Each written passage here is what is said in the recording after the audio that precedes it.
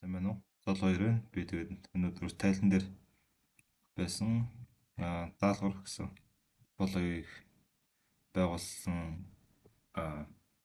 бичлэг оруулж байна. Тэгээд энэ дээр бол тайлан дээр яг оролцсны дагуу бол топологоо байгуулсан байгаа. Тэгээд тохиргоонуудын бүгдийг нь хийсэн байгаа. За тэгээд PC1-ээс PC3 хоорондоо холбогдож байгаа хэсгийг шалгах гэж байна. PC1-ээс PC3-өөс ихний захын хоёр компьютеруудыг хоорондоо SMP явуулж үзье. Энэ хоорондоо явж байна.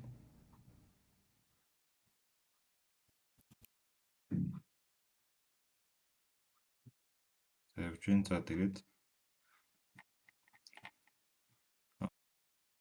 PV6 хэрэглэгчид сервер нэг рүү хандах гинэ.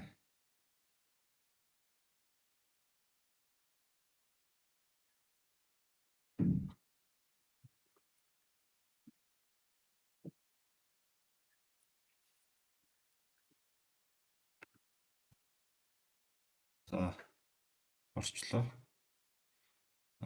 Дараа нь болонгууд IPv4 хэрэглэгчид сервер рүү хандж байгаа хэсгийг шалгана гэж байна.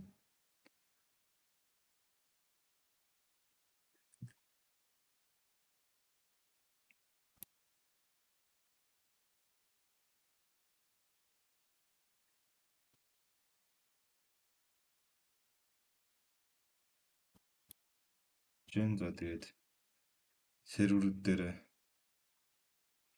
DCV6-гаа тохируулж өгсөн байгаа. Тэгээд энэ дээр DNS сервер. Энэ дээр бол IPv6 version 6 болохоор 4A рекордоор бол type.